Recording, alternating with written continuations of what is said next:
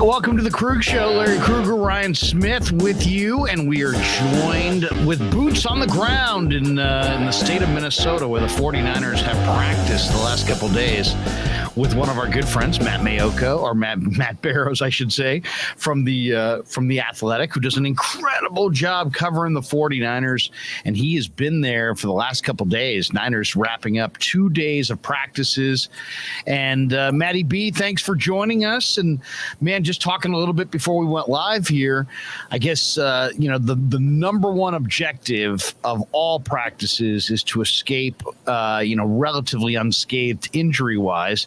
And you never know once you dial it up, against another team with increased intensity, if there's going to be injuries in practice. But it sounds like, and I cross our fingers on this one, the 49ers kind of emerged from their 2-day jaunt against the Vikings, at least going into the game, injury-free, huh? Yeah, definitely no obvious injuries, where they have to stop practice or somebody has to kind of limp off. We'll know a little bit more, right before game time here on Saturday. But, that's number one. And, that's sort of one of the reasons why these coaches love these joint practices and like them more than the preseason games, because like an offensive tackle can sort of, I don't want to say experiment with things, but if he gives up a pass rush to a defensive lineman, he knows that his quarterback is not going to get killed on the play. He's just going to get tapped, and maybe the play will be over. But there's a little bit more license to be a little bit more experimental. And I think that was the number one takeaway for both of these coaches. They got in a lot of good work too. A pair of 2-hour practices. A lot of reps for Trey Lance and a lot of the younger cornerbacks in particular, and no big injuries. Well, that's good to hear. It seemed to me that, the Vikings have these great receivers, Jefferson and Thielen, and I would imagine the Niner defensive backs were going to be challenged. And then the Niners, conversely, have this incredibly powerful defensive line. So the Vikings offensive line was going to be challenged. If you had to say by, just the naked eye, I heard, Brad Graham, I saw on Twitter saying that the 49ers were, done with their stretch and already into their individual drills, and the Vikings were kind of still stretching. How would you compare the two teams just by looking at them for a couple days?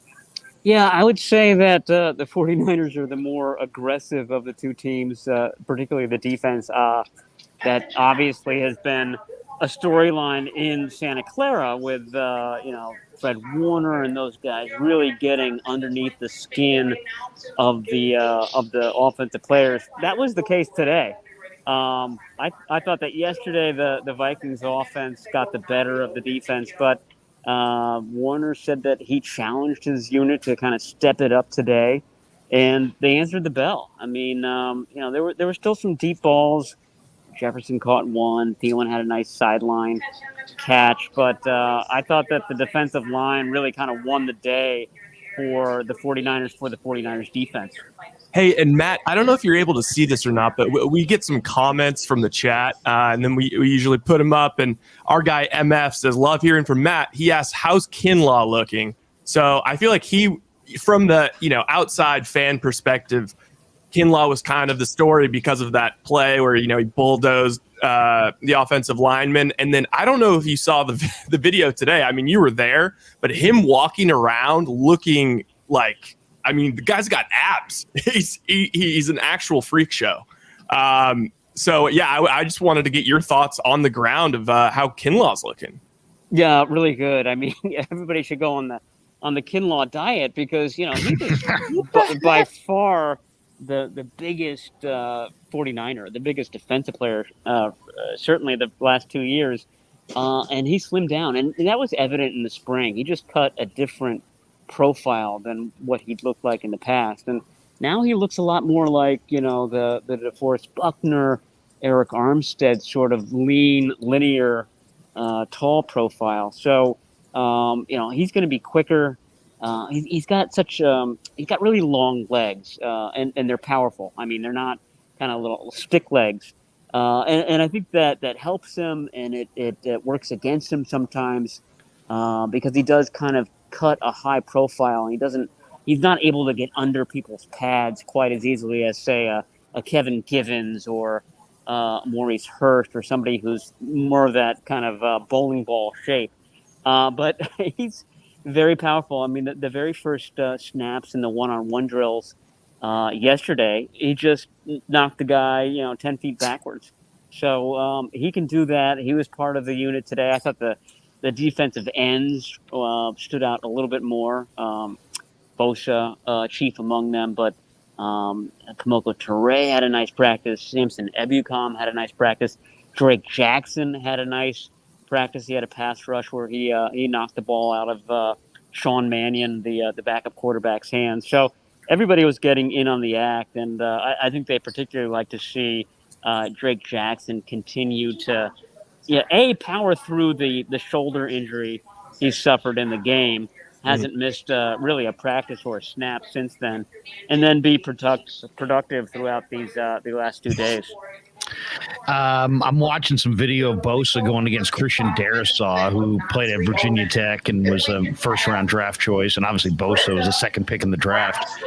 But, man, Nick Bosa right now, I mean, I don't know if this is true, but what I'm reading here, Matt, is that Nick Bosa had like 6 or 7 sacks today. Was he that dominant? Yeah, 6 or 7 sacks. That means that by week 3, he's going to break his personal sack record. Oh my God! And then he's going to be going after Strahan the rest of the season. He was that dominant. And the thing was, he didn't get that many snaps. They took him out midway through the practice, which I think is the smart thing to do. I mean, the worst thing that could happen is an injury to Nick Bosa, because he is firing on all cylinders. He was unstoppable, and just the technical stuff. It's like a blur with him. His hands have gotten even better than they've been the last couple of seasons. He's feeling as good as he has since entering the NFL. So, expecting huge things, not big things from him, huge things from Nick Bosa this season.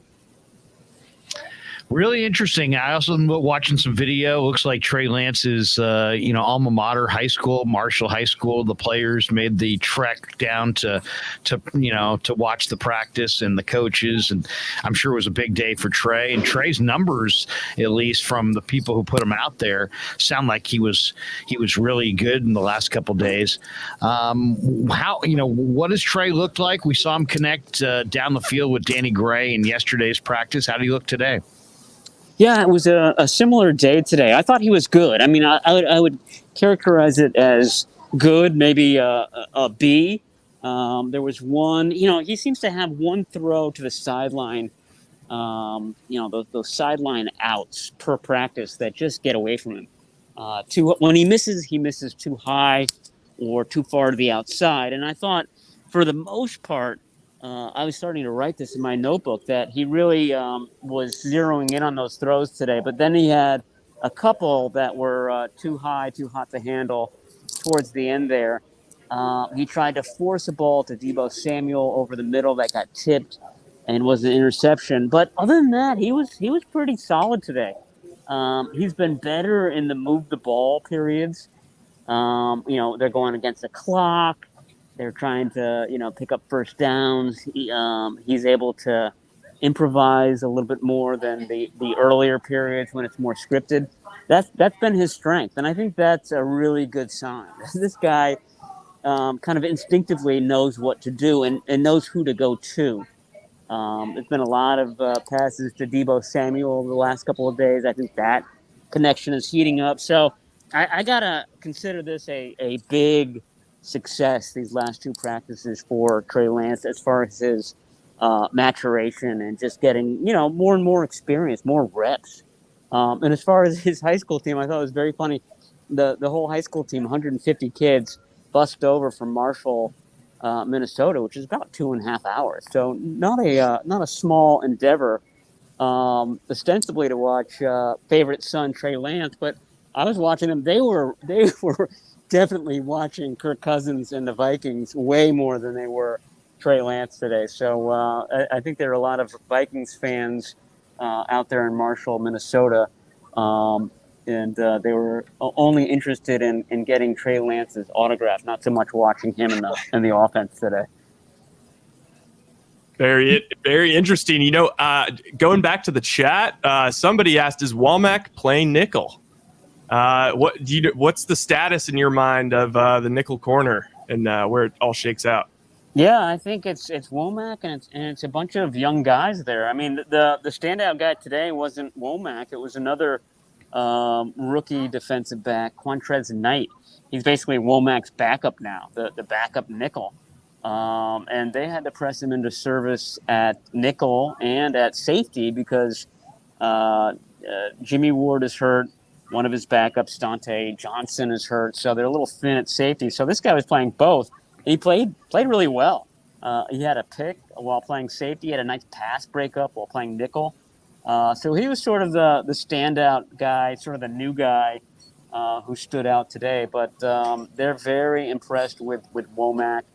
The word that comes up whenever you interview anybody about him is scrappy, which is what you want from a nickel cornerback. He kind of sticks to guys. He's got these long arms. He's not afraid to mix it up. So they were very encouraged with that, and that's what led to them cutting Darqueze Dennard earlier in the week. It was this trio of young guys. So it's Womack, it's this guy Quantrez Knight, undrafted guy out of UCLA. Yeah, exactly. He's played everywhere: Maryland, Kent State, and then the third guy is Diamador Lenore, and he hasn't gotten a lot of reps at nickel, but I think that the 49ers envision him in that mix in the future. This is another guy who's sort of has the same characteristics. He's tough. He's gritty. He's not afraid to kind of play along the line of scrimmage. So I think that maybe not this year, but in coming years, he's going to start to get some looks at that nickel spot as well. It is funny, all the different measurables and the combine and all the way they, kind of pour through these prospects. And it's weird. It's like if the draft were held right after the college football season, I think there would be the players would come off the board in a totally different order. But because you inject a combine and all kinds of workouts and measurements, and then by the time the draft rolls around, it's almost like these teams forget who the best players were. Now, I loved Quantrez Knight, but I watch a lot of college football, and he was kind of the alpha in the UCLA secondary, and he played safety, he played corner, he played nickel, he played everywhere. I mean, he really played everywhere, and he made a ton of tackles. And I guess he just didn't work out well because somehow, some way, this guy went undrafted.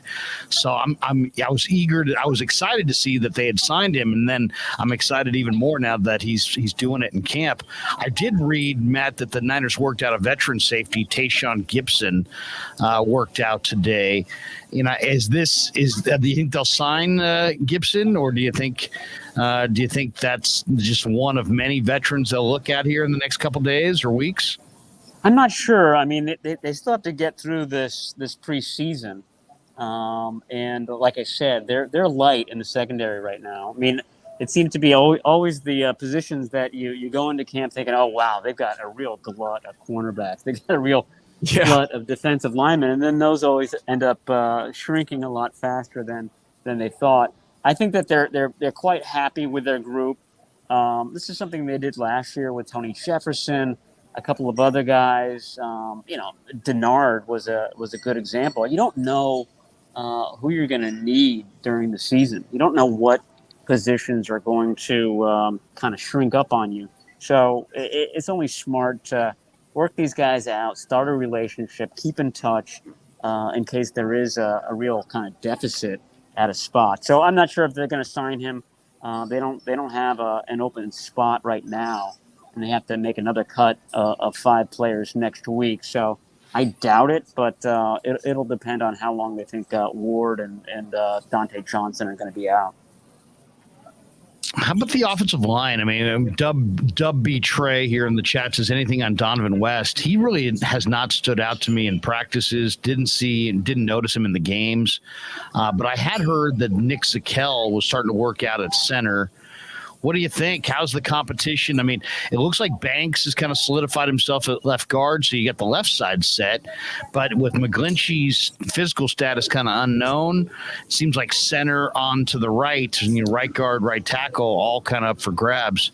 Who was running with the ones today? Who do you think ultimately is their best five? Yeah, I mean, the ones have been stable for a while, and partly that's because of Daniel Brunskill's hamstring injury. So it's been from left to right. It's been Trent Williams, Aaron Banks, Jake Brendel, then the rookie Spencer Burford, and then with McGlinchey out, it's been Colton McKivitz. And I really think that McKivitz has sort of been the story the last few days because, he solidified his spot as the swing tackle. And that's because Jalen Moore, he's been out since almost the beginning of camp with a leg injury. Justin School has just not looked very good. He was on his back again today. He's been off his feet quite a bit. And when you're 305 pounds, that's a bad thing. I mean, that's when the injuries happen. So it's been rocky with him. The only other guy who sort of stood out at that spot is the guy that they just signed basically a week ago, Jordan Mills. And Larry, you'll remember him. He was kind of a big deal when he came out in the draft, sort of this kind of dark horse, and he stuck around the league. He looks the part. I mean, he's definitely stronger than some of these younger guys. You see that in the one-on-one drills, this, that, and the other. He's got experience and starts under his belt. I wonder whether they're going to have to kind of hold on to him to begin the season just because they really don't have a lot of depth at tackle. Matt, and then following up on that, what are your thoughts on Jason Poe and where he fits into this roster? Because he's such an intriguing player and he showed these great flashes, but it's like, I mean, are they going to maybe, have him as backup fullback? I just want him on the roster, but I don't know where he fits in. What are your thoughts on Poe? Yeah, I mean, it's been, Larry just asked about Donovan West, and when they came out, when they signed all these undrafted rookies, I put West at the very top. I sort of ranked them. If I was shaking that up today, I would put Jason Poe at the top and this guy Quantrez Knight at the top. Marcelino McCrary Ball, he would be number 3. He's a linebacker. Because Poe's looked the part. I mean, he definitely has not looked intimidated. He hasn't looked like the game is too big for him. He's obviously very strong. And, the rap on Poe is that he's maybe 6 feet. They list him as 6'1", but I think that's they might be giving him an inch or so.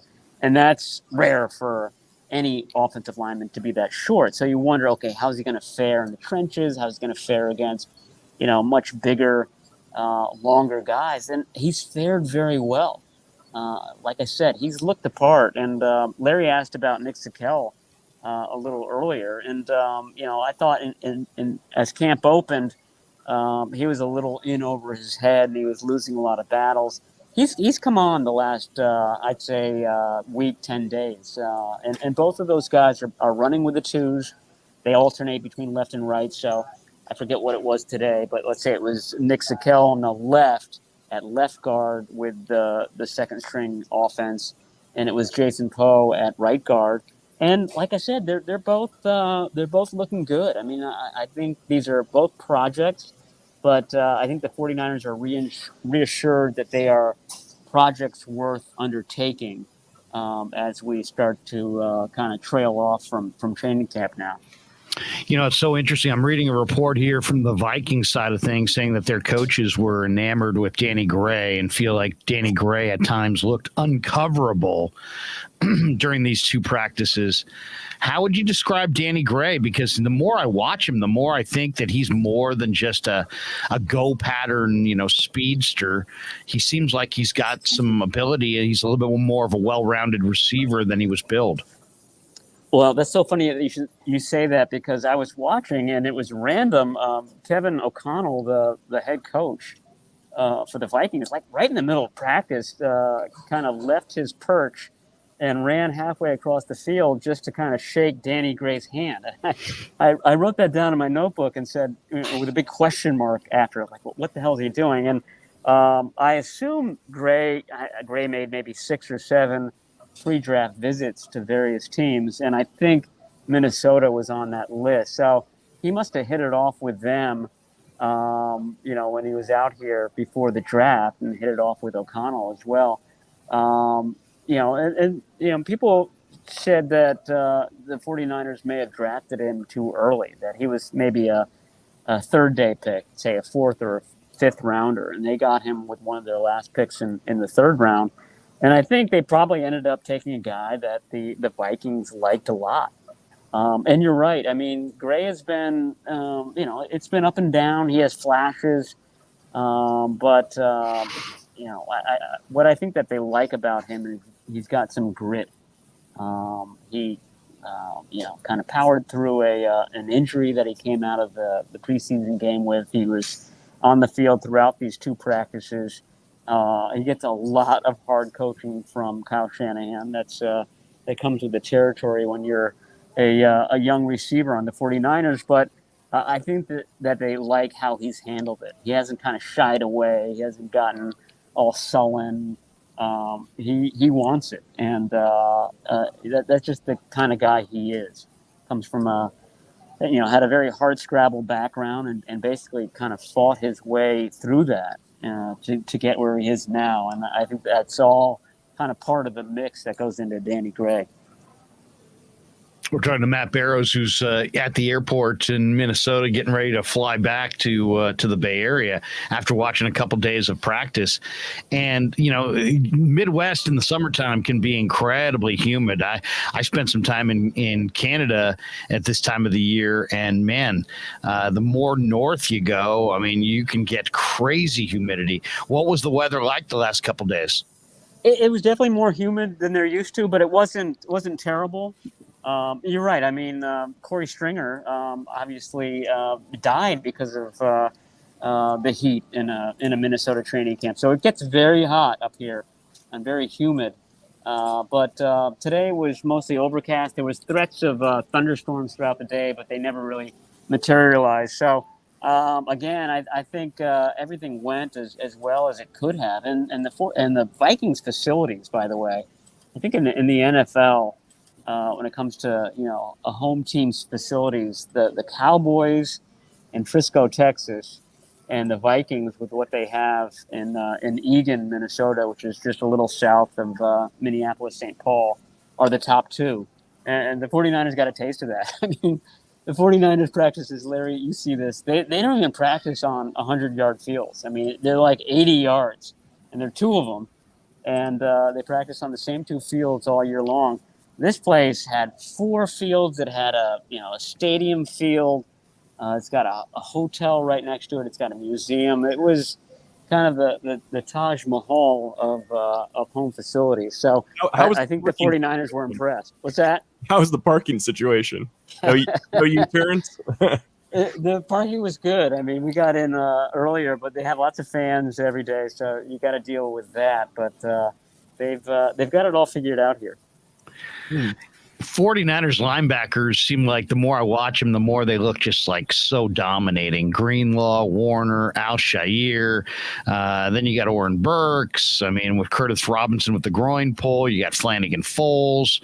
I love Marcelino McCrary-Ball. I really hope that he makes the team. Is there, what do you think of McCrary-Ball's chances here? He looked good in that, he got the interception, but that was kind of a jump ball. But then you see that 4.5 speed and his personality and just his desire to hit. He kind of bounces around with a lot of physical confidence. Seems to me like a guy that, man, you would hate to see him playing against you in a month from now. How do you see the line? Will they be able to keep an extra backer? Do you see a path to the 53 for Marcelino McCrary-Ball?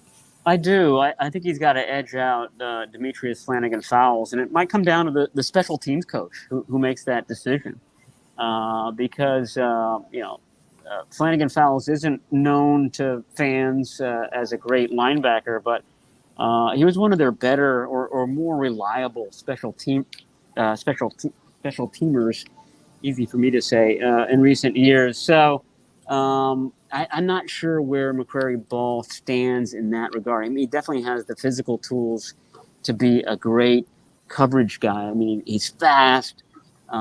He's enthusiastic. He's got tons of energy. You would think that he would be right at home, but it's about trust as well. And I just don't know the answer to it. But I think that the first four are set in stone, and it's the three starters.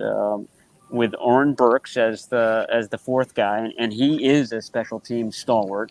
And then it's up to McCrary Ball to unseat Flanagan Fowles, and I think he's the more kind of physically impressive of the two, and he's probably the better linebacker of the two. But like I said, when it comes down to those, we're talking about the last 2 or 3 spots on the 53-man roster. And Brian Schneider, the special teams coordinator, I think is going to have a say on those. One of the guys that I was surprised Robert Kimdiche was cut. What was your read on that? I mean, I know they're loaded. They got Kinlaw, they got Armstead, they got Givens, they got Ridgeway. Who knows about Kalia Davis? He's on the NFI list right now, but there's Akeem Spence. And they got a whole bunch of defensive ends. They may want to keep an extra defensive end. They got Barrett playing interior as a rusher. He played outside in the past. Menahue can play inside. It seems like Hyder can play inside. Heck, Teray is good against the run. But was Kimdiche, were you surprised that he was cut loose? Was it about his personality? Because, man, on the field, he sure moved well. Yeah, I think personality was part of it. They went through these last 2 days with nary a fight against the Vikings. I'm not sure if Kimdiche was part of the mix, whether they could have said that.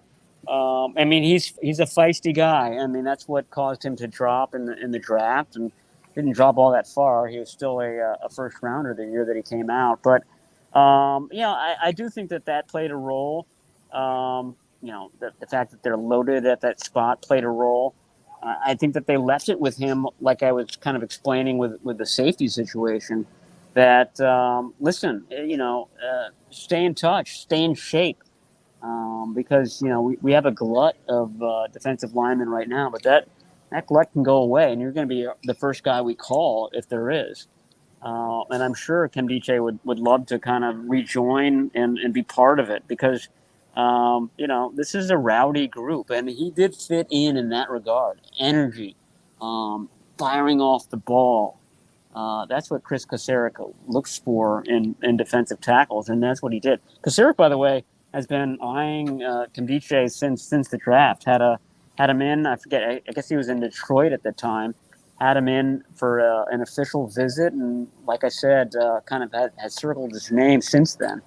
So I think it's a numbers game. I think on any other team, he probably would have made the final roster, but they didn't see it that way. I did read that Tariq Castro-Fields had a nice play today. He's kind of interesting. And a lot of people thought coming into the year that he would be like a 3rd or 4th round pick. I saw McLuhan, he was one of the guys that McLuhan liked that the Niners drafted. Niners got him in the 6th round, which I thought was kind of a steal that late. But he hadn't really looked all that comfortable at corner. It seems like if they are thin at safety, he would be a perfect candidate to try to make the switch. How is he looking, and how do you see the corner situation? I mean, you got Mosley, you got Womack, you got Charvarius Ward, but there's some injuries, and then there's Lenore, and there's Dante, and there's you mentioned Quantrez Knight at the nickel, and there's Jason Verrett and Kadar Holman, and they brought in Crawley, and they got a bunch of guys here. How's it all going to kind of figure itself out, and what are you seeing with Castro Fields? Well, I mean, Castro Fields, I would have had him at the bottom of the list, a week ago. And that's, again, in part because there were other guys that were playing well. He's gotten a lot of reps, especially in these joint practices. And he's going to get a lot of reps on Saturday as well. So he's been sort of going upward. And your point about moving him to safety, I think, is a good one. I think he's very smart. I just don't know whether he's got the kind of the physical tools that other guys have. He might be a lot like Dante Johnson, He's absolutely serviceable as an outside cornerback, but might be better as a safety moving forward. That might be a good call as far as the position switch. He hasn't done any of it to this point. It's been all outside cornerback, and like I said, I think he's going to play a lot on Saturday. Today, the top cornerbacks were Ambry Thomas and Ken Crawley, the veteran. And Crawley's a guy that's come in, midway through camp and kind of caught on very quickly. So, if they ran into an injury issue at that spot, I think he would be another quick call to make to sort of bolster that position. Matt, also as far as running backs go, I mean, clearly the group, it's a great group of guys. They're all really good players, but I was wondering how you see that shaking out, at least, the way you're tiering it. You said, at the beginning of the draft, with these undrafted guys, you kind of had an order. What's your order now, and what kind of order do you expect, maybe halfway through the year? I mean, no Elijah Mitchell in these practices because he's dealing with a hamstring strain. So it's been Trey Sermon, who's basically been the quote unquote starter. He's gotten the most first team reps. And I was talking to you guys before we got on. He was kind of limping around at the end of today's practice. I didn't see him turn an ankle or injure his foot, but he'd be the one guy I have a question mark about as far as his health and Saturday's game. But he looks a lot better than he did at this point last year. And Ty Davis-Price, the third-round pick, is better than any rookie who was around last year as well. Bigger. Just when he runs, you feel it. I was talking about the defense getting under the skin of the Vikings players today. If there was one guy on the offense that was doing that, it was Davis-Price. I mean, he was the one sort of delivering blows at the end of runs, and I think the 49ers absolutely love that. I think Anthony Lynn wants that to be the calling card of that group. So he fits in really well in that regard.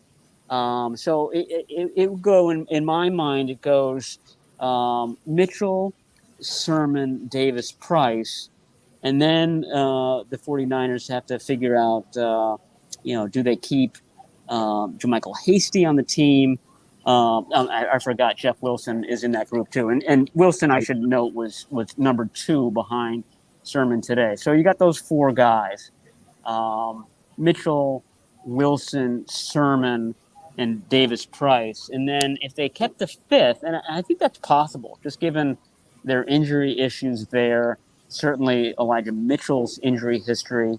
My thought is that maybe they keep 5 wide receivers. This is a team that usually keeps 6. Maybe they keep 5 this year and use that extra roster spot on running back. In which case, it comes down to Jermichael Hasty or another undrafted guy, Mason from Georgia Tech. So, and both of those guys have looked good.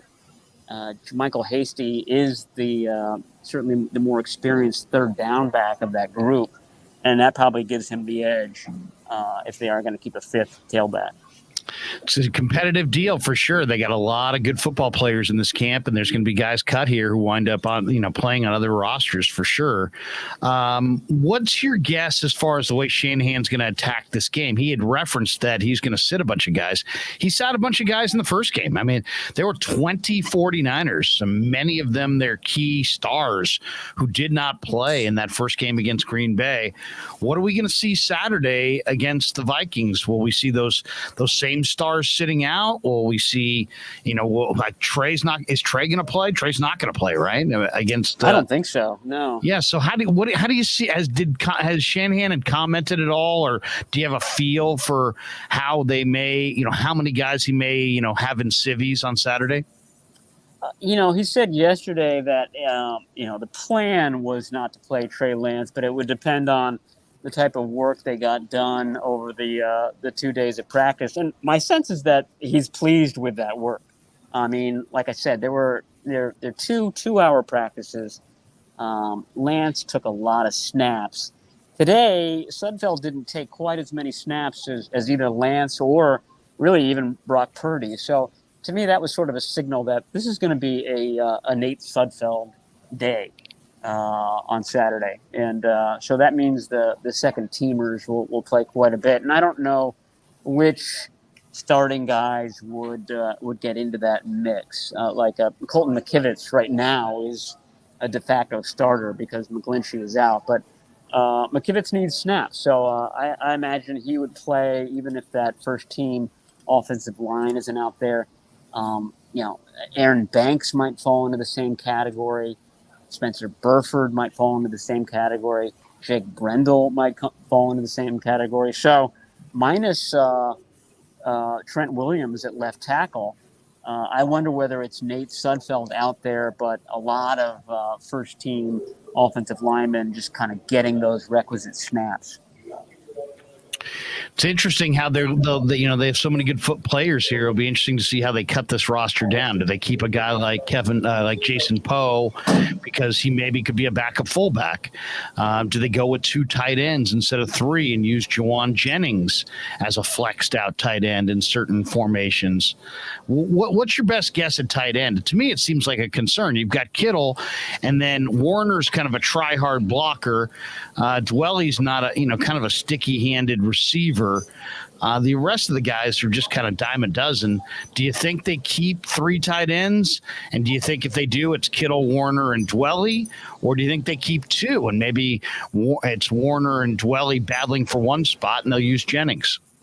I mean, I have not seen Charlie Warner in a practice yet. He's doing some individual drills, but he hasn't been into certainly any team situations at this point. We still have 3.5 weeks to go before the start of the season.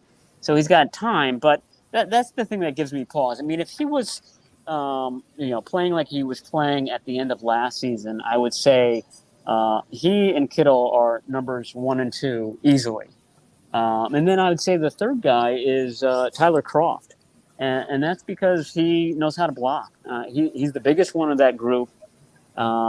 He's the most experienced. He played for the Jets last year. So when he came in, he wasn't really kind of learning from the beginning. He was very familiar with this offense already, and I think that allowed him a toehold. And I think having a blocker, on this team kind of frees the 49ers up to use Kittle basically as a receiver more. I mean, he's gonna be their blocker a big percent of the time, but I think that they like the freedom to have 2 tight ends there in there and not have to have George Kittle be the blocker the whole time. So that's my guess. I mean, the other name I would just throw out there is Tanner Hudson. He might have the best hands on the team, not just in the tight ends room. You can almost guarantee that when one of these backup quarterbacks, whether it's Sudfeld or Brock Purdy, is in trouble, their eyes automatically go to number 84, and that's Tanner Hudson. And we saw that in the game on Friday. That's the guy that Purdy hit for that go-ahead touchdown in the fourth quarter. He's just a really good route runner. He's got really good hands.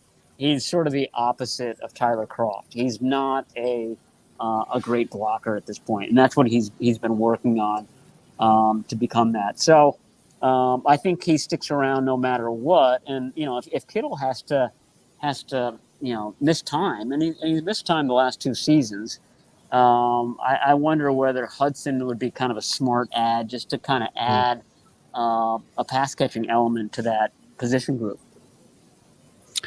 A couple last things for Matt before we let him go. I'm reading that Trey Lance, unofficial, of course, but they're saying 23 of 33 in the 2 days of practice.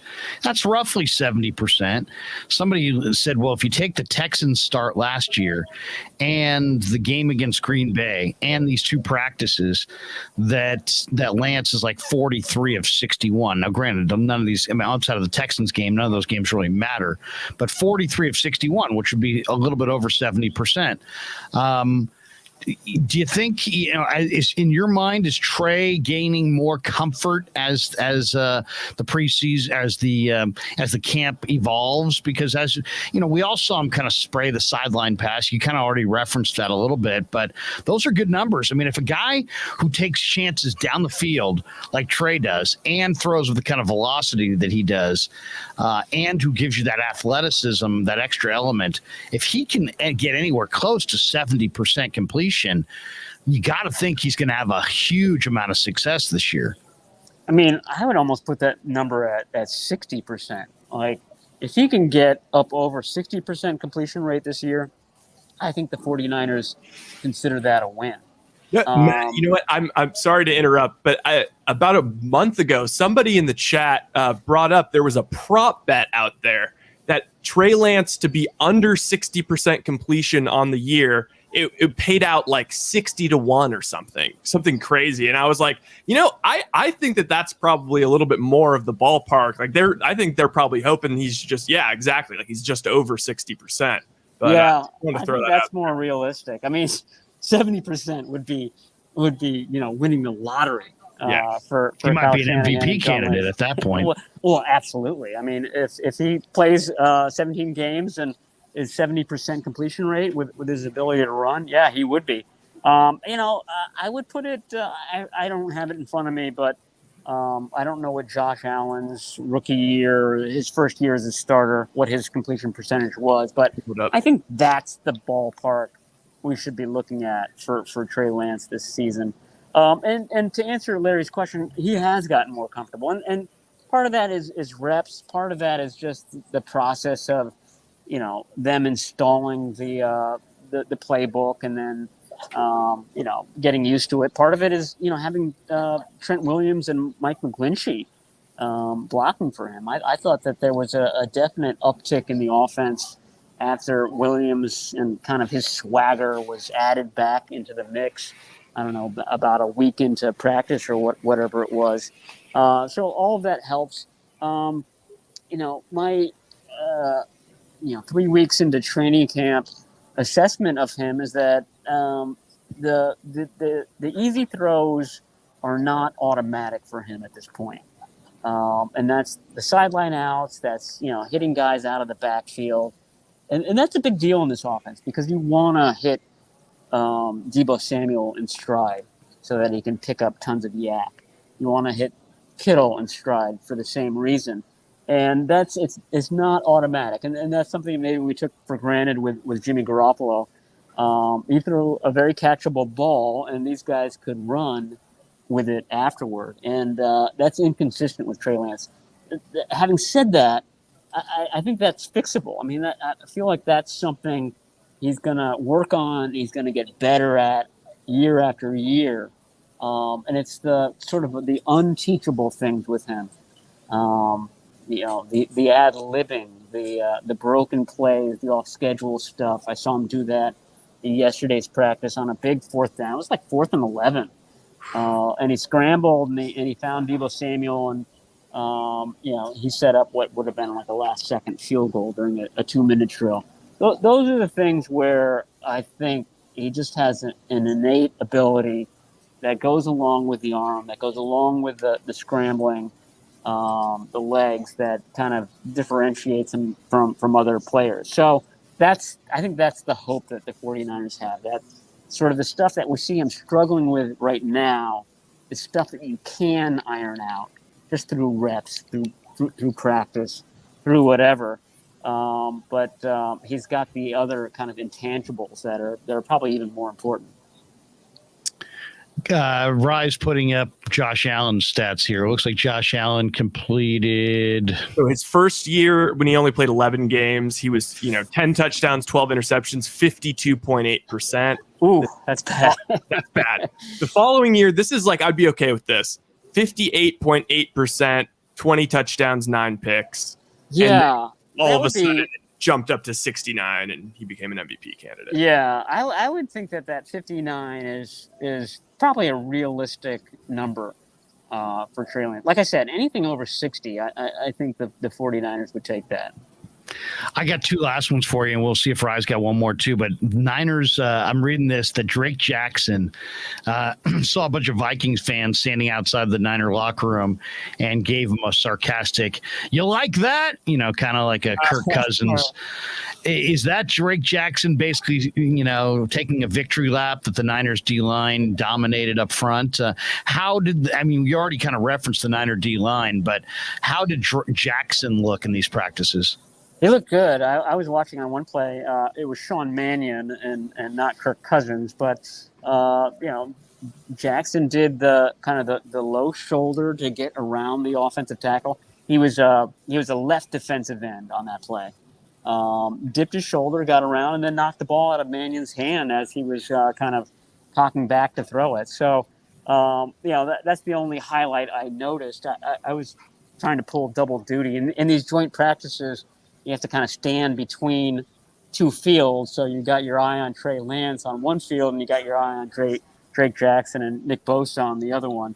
But, like I said, it was just kind of wave after wave. It wasn't Drake Jackson. It was Samson Ebukam. And if it wasn't Ebukam, it was Kamoko Toure. They've got some really talented defensive ends on that defensive line. I didn't even mention Nick Bosa in that sentence. So they definitely won the day today. And the last one I have, the big story of the day is Deshaun Watson gets an 11-game suspension, and yet the talk coming out of Cleveland is that they're not going to trade for Garoppolo. It's funny, Mike Tannenbaum went on 95.7 The Game this afternoon with Steinmetz and Guru, and said that he would have kept Jimmy Garoppolo and had Jimmy and Lance kind of battle it out. What's your best guess with now with the story of the day? Things are kind of settled on the Watson front. Do you think that, does this facilitate a deal between the Niners and the Browns? Do you think there is anything there? Do you think the 49ers are going to wait and just drop Jimmy at the cutdown date? Do they have another card to play, or is it just like the waiting game to maybe prevent him from going to Seattle and having that much more practice time to get ready for the regular season? How do you evaluate the whole Garoppolo saga now that we kind of know the shoe is dropped on the Watson suspension? Well, it doesn't surprise me at all that Cleveland would say and get their reporters to report that, they're not going to. They've got no interest in Jimmy Garoppolo. They're not going to trade for Jimmy Garoppolo. They don't want to give up draft picks for him. And they think that the 49ers would just release him at some point, in which point they can sign Jimmy Garoppolo for whatever they can negotiate, because he'll be a free agent. I think the card that the 49ers have to play is, we saw it in week one in the preseason when the Jets quarterback went down with what very well could have been a season-ending ACL injury. That's what it seemed like right off the bat. Non-contact type of thing. There are two more of these weeks, and if that happens again, then all of a sudden Cleveland can't just sit back and wait.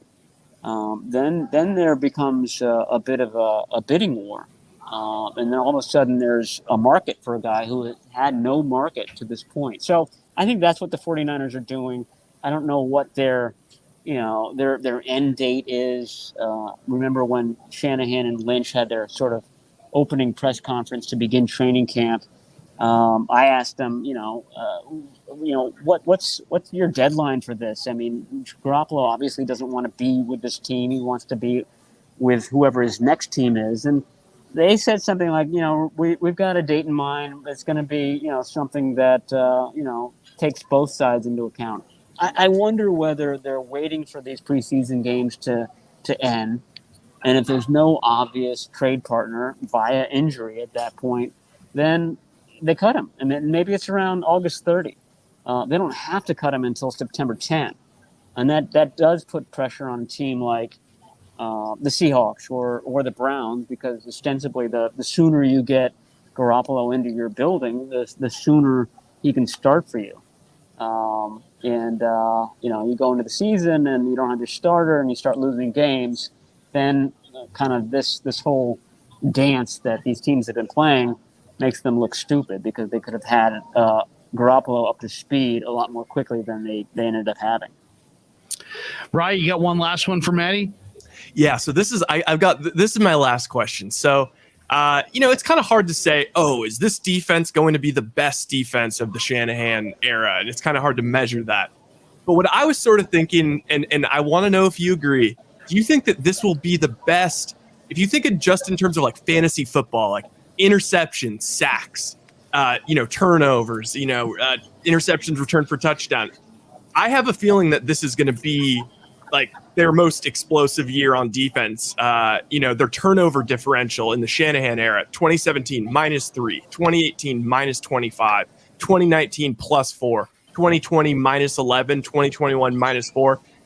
I think that this defense is going to get a whole boatload of turnovers this year, and I was wondering if you feel the same way. Yeah, I can't disagree with that, and I think it's the style that they're playing. Even that 2019 team, which came out of the gates. I forget how many picks they had in Tampa in Week 1 that year. It was a huge deal because the previous year they had pick sixes. Yeah, exactly.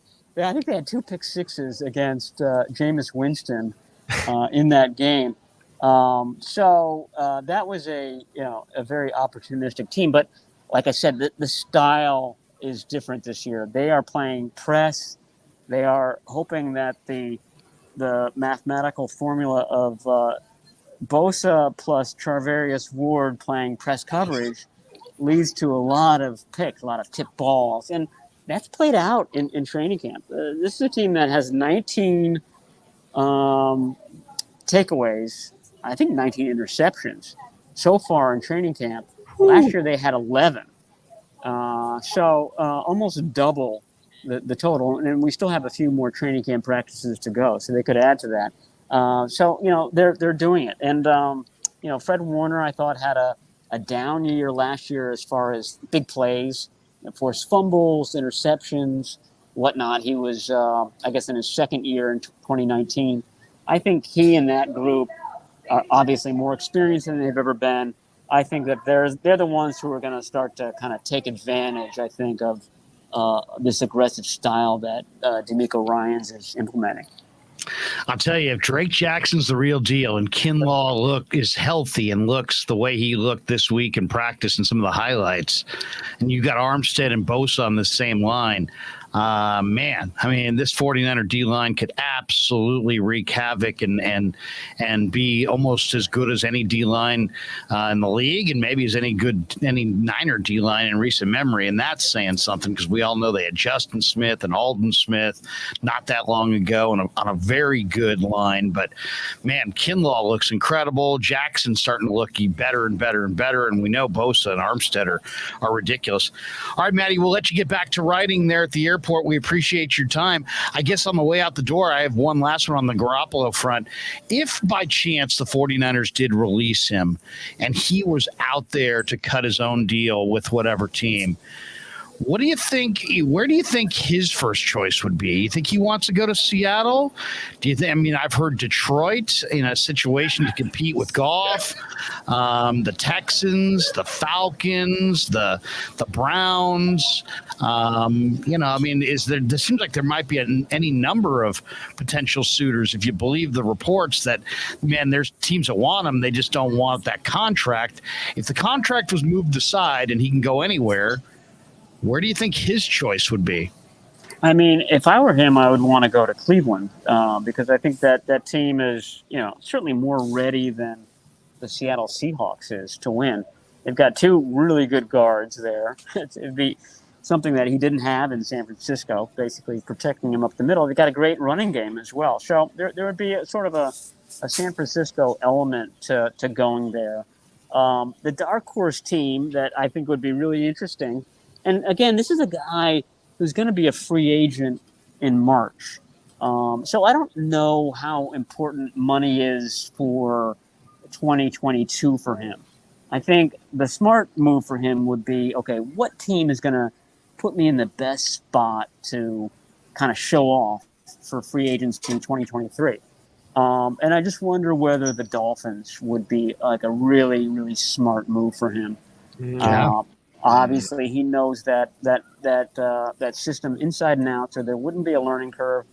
I don't know how strong Tua has a hold on the starting quarterback job there. You can easily see a scenario where that team drops a few games and it gets wobbly, and all of a sudden Garoppolo comes in, and it's like 2019 with the 49ers where he's the Beatles. I mean, Garoppolo mania starts up again, but this time in South Beach. So, and we know he looks great with the tan as well. So South Beach would be a wonderful spot for him. Matty, great stuff. I who knows? Maybe the Jets are not being truthful about the the Zach Wilson injury. Maybe there's more there, and they're just playing it coy. He'll be back in a month, but maybe that's more severe. Who knows? But it'll be very interesting here in the next week to 10 days what becomes of Jimmy G. Matty, great stuff. Thanks for popping on from the airport, man. I appreciate it greatly, and we'll see you. We'll see you probably next week down at camp. Thanks so much, Matt. Okay. See you guys there. Matt Barrows, the Athletic, doing an incredible job. Oh, my God, Larry. I don't know if you've been paying attention, but, I declared the Giants season over if they lose this game. And Belt just had it. It would look like their last stand, second and third, 2 outs, and he bunted out. I saw that. I did see that. Matthew Mears jumps in. 2 strikes and bunting? What the fuck? Oh, my God. We'll do a little post-game Giants after the Giants concludes. But first, a word from our sponsors on The Krueg Show. Larry Krueger here for Telmetrics. Thanks to Casey Bateman and the good people at Telmetrics. If you're an occupational therapist, if you're an orthopedic surgeon, a chiropractor, a physical therapist of any kind, Telmetrics is designed for you to use in your practice and will greatly benefit your patients. Telmetrics uses computer vision and artificial intelligence and provides a platform for outpatient rehab therapy services, both in the clinical and the telehealth environments. So using Telmetrics can improve your patient's experience and much more. So for all your sports injury needs, or if you're a physical rehabilitation specialist of any kind, make sure you use telmetrics.co, Telmetrix.co. And thanks to Casey Bateman and all the good people at Telmetrics for being a proud sponsor of the Krueg. I'd like to thank our sponsor, Dan Coach Emilio. Dan is a buddy, and he is a phenomenal retirement planning specialist. And you can contact him today at securemoney.com or at his number 925-628-9966. There's a lot of uncertainty in our world right now, and you want to make sure that your money is secure. That is the key. Danny's got 25 years of experience, born and raised right here in the Bay Area, and he can help you get an immediate 10% premium bonus on your principal retirement account. So give him a call, 925-628-9966. He'll make an appointment with you, and you can sit down. It's not a one-size-fits-all kind of a deal. He'll consult with you and come up with a strategy to get you going to where you want to be. Once again, 925-628-9966, securemoney.com on the web.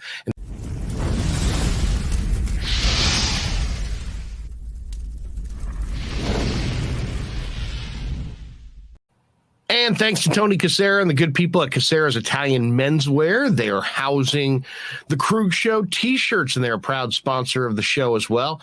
The Krueg Show t-shirt, the Krueg Show podcast t-shirt is available there at their store in Dublin. Their address is 7372 San Ramon Road in Dublin, California. And go see Tony Cassera and get yourself a Krueg Show t-shirt and support the show.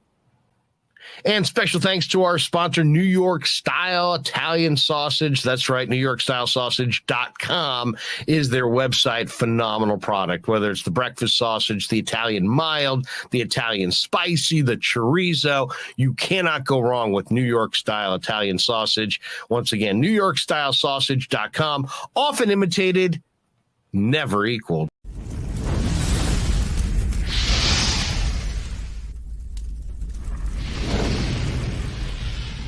We grew up with a Sunday dinner. That means no matter how busy you were, no matter where the hell you were, you came to dinner on a Sunday night. Yeah, Sunday dinner without sausage, it's like a church without God. You know, how can you go to church if you don't believe in God? You know, and along with the sausage also became the discussions. That was discussion night. You know, it wasn't a typical family that you sit there and you're quiet, you know, and you don't talk with a mouthful. Oh no, man. Italians talk when they're eating. Italians even talk when they're sleeping. And definitely we talk with our hands. So if we can't express it through our mouth, through our lips, we express it with our hands. So, and that's what sausage is, really. It's an expression, you know, that life is good.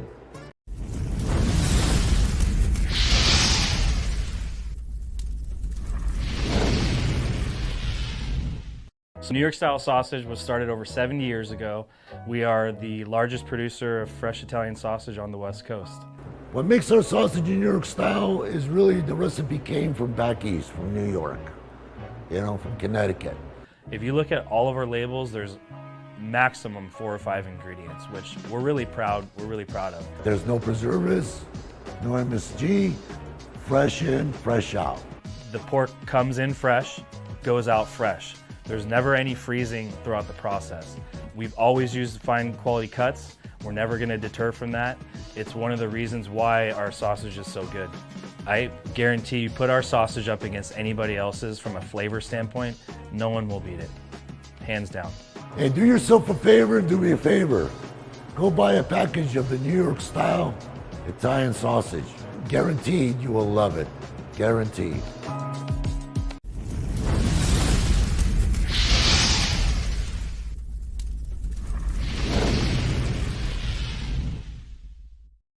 All right, fresh in, fresh out. Fresh in, fresh out.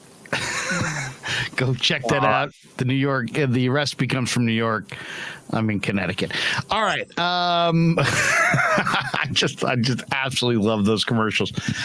All right, Rye, you got a final thought on the Barrows? Interesting, roughly hour with Matty Barrows, and we do appreciate him making good time for us while he's sitting there at the airport. But a lot of interesting comments from Matt. Matt's just all over the Niners. I just feel like everybody that we have on is good and gives you different angles on the 49ers, but I just feel like Barrows he's got some incredible insight into the team, and his guesses are usually right on. His kind of intuition is really, you can trust it. I mean, he's been on the beat a long time, and it kind of shows. I mean, yeah, I'll tell you what, I was taking notes during a show where I was asking him questions. Like I now have notes, undrafted rankings, Poe, Quantress Knight, Terry Ball. I wrote down the Kevin O'Connell thing, running down to shake Danny Gray's hand. That's incredible. That is an incredible little bit. Little anecdote there, huh? Little anecdote. So yeah, that was just an amazing interview, and I'm really bummed we got to move over to the Giants. But I'm creating a template right now with a Grim Reaper. I will say this about a couple takeaways. One, Quantress Knight. Yeah. Sounds like, Quantress Knight, and, I feel good because undrafted player, wasn't a lot of talk about him in any of the draft guides, but I remember watching him at UCLA thinking, man, this guy, number 24, he wore 24 at UCLA. He's everywhere. He's against the run. He's showing up in the backfield, down the field, and playing multiple spots, corner, safety. And I got to think that, it's not just Sammy Womack, but it's also Knight, being impressive, that gave the 49ers the confidence to cut Darqueze Dennard free. So that's interesting because that gives them another young DB that they can lean on. And maybe a guy like Quantress Knight makes the team. And then Poe, I think Poe's been incredibly impressive. Now, he did have his false start in the game against Green Bay, but if you just look at, his ability to stand up against power, and also his athleticism to move his feet, and how quick he is and how strong he is at the point. He's really exciting. And then I'll say this too. I didn't mention this to Maddie, but I think it's worth mentioning. There was somebody who had like a grade out on Spencer Burford that was really, really low in the Green Bay game. And then, I went back and decided, okay, I'm going to go watch the Niners with Burford. I thought he played great. I mean, I literally didn't see him do anything that I thought was awful, and he got like a super low grade. So I guess it's my long-winded way of saying that when it comes to these Pro Football Focus grades, and when it comes to these people that give out these grades, if you don't know what the players are being coached to do, it's like the old saying, if your premise is wrong, almost by definition, your conclusion will be wrong. So I kind of feel like I love Pro Football Focus, and I think there's a lot of Jeff Deeney does a great job. They do a great job there. But I just got to say this. I kind of put their grades, especially on the offensive linemen, I don't put tons of credence into it. And I would just question any young football fan, before you attach some serious meaning to any of these O-line grades, take out the film, watch it for yourself, try to understand what the offensive linemen have been coached to do, and then make your own evaluation. Because I find many of the O-line evaluations just mysterious. Yeah, I mean, I think, Pro Football Focus is a tool, and it's a very good tool. I pay for it.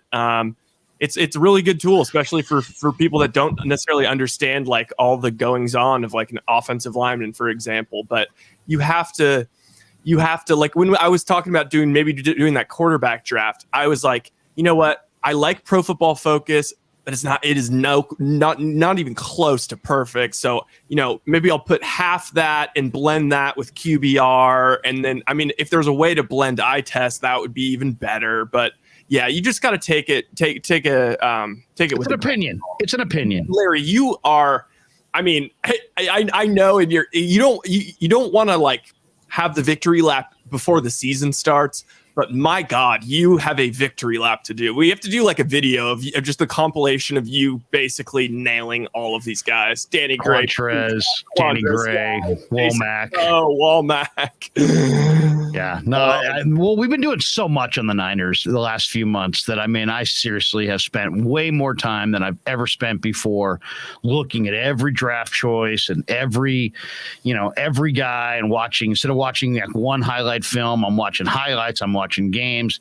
So I feel like I did have it pretty pegged this year. But, then there's one like Drake Jackson where I just didn't like the fact that he showed up in the minicamp and he looked like 270 with some bad weight. And now I'm looking at him, Ryan, I'm thinking, you know what? He's got the same body type he had in minicamp, but he's got this unbelievable ability to bend and flex his body and contort himself and get skinny through the hole. And I mean, just the guy is he's Gumby, and he's just very, very flexible. And he's proven that, even though the body type may not be like D Ford, he still has that quickness off the edge, but he also at 270 has this ability to kind of line up inside or to stunt inside. So I didn't see Jackson at all. And he once you put the pads on, you get more of the definitive picture, and he has definitely been impressive. And it's good to hear that he's been impressive in Minnesota. 916_49ers says Larry and Ryan, thank you for the content. Thanks to everybody in the chat, because we've had a lot of people in the chat. Oh, you helped me out with questions, chat. It's kind of fun. Like, they can give questions like that. Actually, be like a fun little thing. Like, we save 5 minutes, because I'm sure that when people are driving around listening to KMBR 95.7, they get these guests on. They have these questions that they want to ask, and a lot of times they don't get asked. So maybe we do something like, if you're a member, you can ask. We'll do like a 5-minute segment at the end where we'll ask your questions. That's a good call. In fact, we'll just we'll have all the members maybe in the next live stream we do come up with questions for the guest. All right, just looking over my right shoulder here for the Giant game. 5-0 D-backs, bottom 8. Zach Gallen still on the mound for Arizona. Giants look like they're going to lose this game and wind up splitting a series that they were hoping to sweep just 2 days ago. So we'll be on afterwards to break it all down. Coach Emilio, I believe. Is Danny not joining us today, or is he joining us today? He is, but he has an HOA meeting, so he's gonna be on briefly, but I think that'll supply some content. All right. It is roughly 3:15. We went about an hour and 10 minutes on this live stream. That's going to do it for us here. Check us out shortly after the Giants game, talking Giants and D-backs later today on the Krueg Show. Rye, we'll see you then. Sounds good. Yeah, never met a man I've been scared of. Careful, you gon' get exactly what you asked for. Here for whatever you bring me, getting handled. I answer to no one, I don't need to hassle. Yeah.